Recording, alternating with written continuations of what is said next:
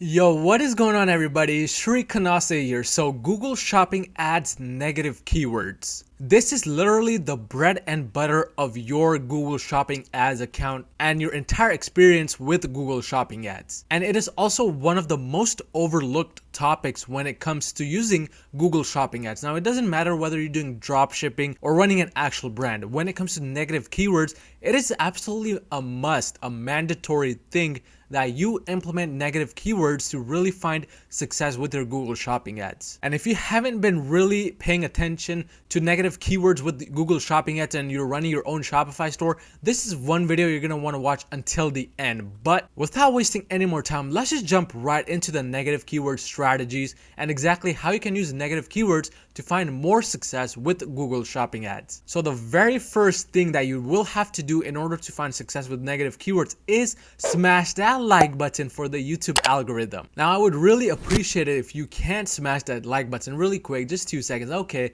let's get right into it. So the real first thing that you want to understand with negative keywords and Google Shopping ads is negative keywords is basically the overall foundation of successful shopping ads or search ads or anything that you do with Google ads. Let's compare this to kind of over to Facebook, because a lot of people that watch my videos I know use Facebook ads as well. So when it comes to using Facebook ads, what is the first thing that you do? You may go onto your ads manager, click the plus button to create a brand new campaign, and then choose the specific location, age, but most important of all, choose the audience. When it comes to Google Shopping ads, these negative keywords are part of your audience. A lot of people forget this, but Google Shopping ads is a search-based platform. It literally works on the searches that it tracks based on the people that are currently making those searches. If people are searching for your products, those searches will be tracked and your listings will be shown for them. Based on what kind of searches they are, you may get results or you may not get results. So you want to be pretty sure that you keep track of what searches that you're coming, especially if you're selling dog necklaces and you start ranking for cat necklaces. The keyword cat necklace should be a negative keyword, and this is again something a lot of people avoid. But that brings me to my next point, which is again, all of your results basically depend on the keywords. If your products have search volume, you're gonna get sales if it's a properly optimized website and the price is right. If there is no search volume, it doesn't matter what you're selling. You could be selling a spaceship that goes all the way to Jupiter and comes back. If nobody is searching for spaceship, your spaceship is just gonna sit on your website forever and ever and never gonna get sold. But if people are searching for your spaceship, it is important for you to take the necessary actions, in this case use those negative keywords, to find even more results and optimize your campaigns. It's like optimizing Facebook ads campaigns by maybe increasing the budgets, duplicating, or narrowing down. With Google, you want to realize that Google is not perfect, especially in the beginning. It'll take a long time to just understand what your products are and what kind of audience to show it to. And this also means showing it to the specific keywords which may not be always correct. So going back to the more realistic example where you're selling dog collars but you're showing up for cat collars, that is a very common scenario and that happens often. Again, that's simply because Google is not perfect. It takes time to optimize. But once it does start optimizing, once it does start spending the money, it is your responsibility to add these negative keywords and make sure that your listings don't show up for these irrelevant search terms. A lot of people, you may be thinking, what's the bad thing about that? Let it show up. Who cares? Well, there are several bad things. The first thing is that you're going to start losing money, because if you didn't know, these search terms, when you rank for them, and especially if somebody clicks on it, cost you money. It's not free. So when you're selling dog collars and somebody types in cat collar and accidentally clicks on your listing, you just lost some money. In addition, what happens is irrelevant search terms lead to a lower click-through rate along with the lower amount of purchases. And when that happens, Google starts to think that there is something wrong with your website. You're not a good advertiser, you're not selling the right products, and your quality score starts to tank. If you haven't watched any of my other videos on Google Ads, I highly recommend that you do. But I talk a lot about quality score in those videos. And to give you a little recap, quality score is basically something that Google uses to determine how good your ads are, how good your website is, and whether it is fit for the Google Shopping ad platform or not. It's like the Facebook customer feedback score, but in this case, customers aren't giving you feedback. Google itself is finding feedback through the amount of clicks and sales that your ads are generating. So I guess in a sense, it is a customer feedback platform. But because of this lower quality score, what you're going to start facing is you're going to get placed lower and lower when it comes to showing up for these shopping ads, meaning whenever somebody types in dog collar and the first few listings come up, your listing will not be in there anymore, simply because it has gotten a low quality score. And in addition to that, you're going to start winning lower and lower amount of auctions. So slowly what you'll start to see that is that your ads start spending less and less money, simply because it's just not spending any money at all, because your ads aren't winning any auction. So it is super important that you keep your quality score high and make sure you're putting those keywords which aren't relevant to your products as negative keywords. And I'm going to be showing you a live example from my own store, which was a general store which I made tons of videos on, and how I implemented negative keywords. But moving on now, let's talk about how refining the negative keywords actually leads you to more success. So think of refining negative keywords as finding the right Facebook ads audience. Again, I'm going back to Facebook ads because a lot of people use Facebook, even more than Google ads. With Facebook, those who have found any type of success, or those who are trying to find success, know how important it is to find that right audience, so that when the ad is shown to the right audience, your product starts to sell like fire. Using these keywords and negative keywords is the same thing as using the correct Facebook ads audience, because when you start ranking for the correct keywords and start putting the bad keywords as negative keywords, what happens is you get lower and lower cost per link clicks, lower cost per purchases, and everything across the board starts to go down. While everything is starting to go down, what you will see is that you'll have a higher conversion rate on your website. You're getting more sales, you're becoming more profitable. And I guess you could say these are all the side effects of showing up for the right keywords and having the right negative keywords list. All of this can only be really achieved when you find the right keywords to rank for, and when you put the wrong keywords inside the negative keywords list. Again, I'm going to be showing you very shortly what I mean by this exactly. But what happens is basically your quality score starts to go up. And if you're thinking how you can check the quality score, there's no specific number which Google Ads actually shows you when it comes to quality score. It is sort of determined through the other metrics, such as the search impression share, click-through rate that you're getting, the conversions that you're getting, and so on. So it's not like the customer feedback score where you can specifically see the number on your dashboard, but you will have to kind of determine this based on the results that you're getting. But once you start getting that higher quality score, what you will see is that you start ranking among the top 5 competitors. So let's say you're selling the dog collar, you go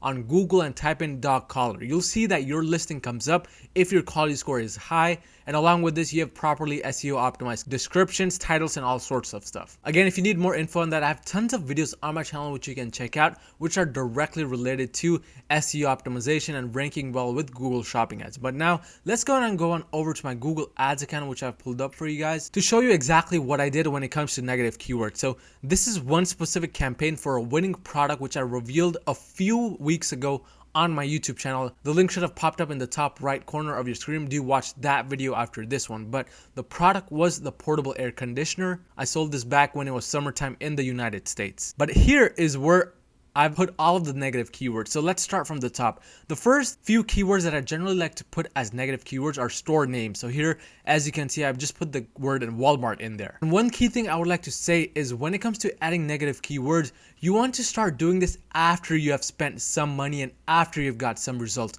Don't really do this in the beginning when you have $0 spent, your ad account has no history of conversions or any sorts of things. The only reason why I put Walmart as a negative keyword is because people were searching for it and it was not getting me results. But sometimes for some products, what I've noticed is that these general search terms like Walmart, Amazon, Target, and my product name included, would that actually get me results and actually get me sales. So it's not always the case that these are bad. This is something you'll have to kind of let your campaign spend money on and then figure out. So that's one thing you want to keep in mind. I think for this campaign, I spent roughly $2,000, which is why I knew what keywords were good or bad. But I started adding the negative keywords list after about $100 to $200 spent. Of course, if you have a lower budget, I recommend that you start doing this right away within the first $2 to $5 spent on a specific keyword, not in total, but for each specific keyword. So from the top, I basically started by putting the negative keywords that were for specific stores. So in this case, Walmart. In addition, what I was selling is a very, very small portable air conditioner. It was not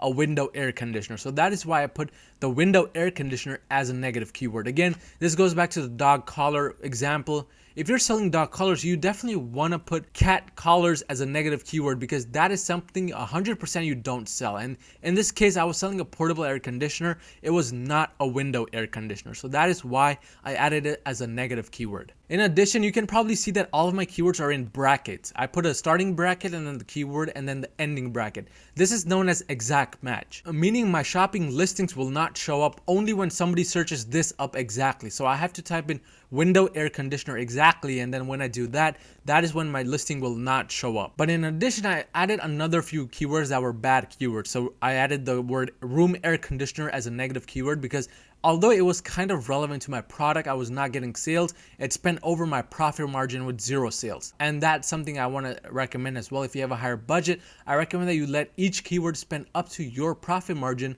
before excluding it and putting it as a negative keyword. But if you scroll through, you can see that I have tons and tons of negative keywords inside my campaign. And I think it was roughly 94 keywords that were negative keywords. Again, this is all keywords that I added after I got data. This is not something you want to do in the beginning. But along with those specific keywords, I was adding stuff like cheap window units for sale as negative keywords, cheap AC with inverter, does Walmart have small air conditioner? These are all keywords and sentences which aren't really high intent-based purchases, meaning if somebody is searching up, does Walmart have small air conditioners, why would they want to purchase from me? It is kind of a common sense thing, and this is why I say that you don't always have to spend a lot of money to know whether you want to exclude a keyword or not. For example, here it says, where can I buy the cheapest window unit in Maryville? First of all, my online website does not sell only in Maryville, nor do I have local store in Maryville. So it is kind of useful to fully exclude this specific search listing so I don't waste money in case other people decide to search up the same exact thing. And this is why search negative keywords are so beneficial, because you can just get rid of these irrelevant search results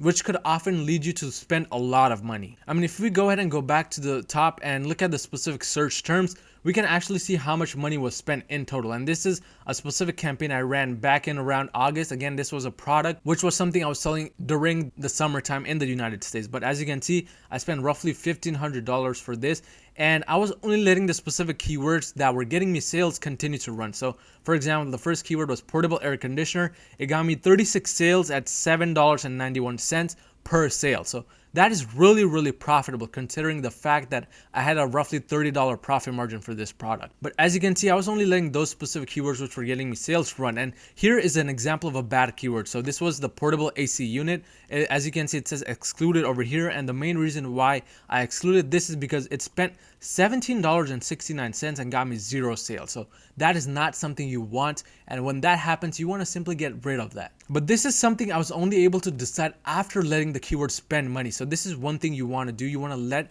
it actually spend money and then decide whether you want to keep those keywords or not. So let's go ahead and look at all of the keywords which actually I excluded, and it looks like this is the only one that's showing up here for some reason. But the negative keywords list has all of the keywords which I again completely excluded because number one, I knew for a fact that they were irrelevant to what I was selling, and number two, they had spent some money and they hadn't gotten me any results. So again, think of the negative keywords list as you choosing your audience for your product. I mean, if I had let this specific campaign run for the search term window air conditioner, of course I would have continued to lose money because first of all, I'm not selling a window air conditioner. And second, it is fully irrelevant to what I'm selling. So this is exactly why negative keywords is such an important topic when it comes to Google shopping. As again, if you let the negative keywords run, you're just going to lose money. You're going to have a lower click-through rate and purchases, and your overall quality score is going to be lower. And one key tip I would like to say about quality score is you want to make sure your click-through rate is above a 1%. And that's only achieved when people are actually clicking on your ads.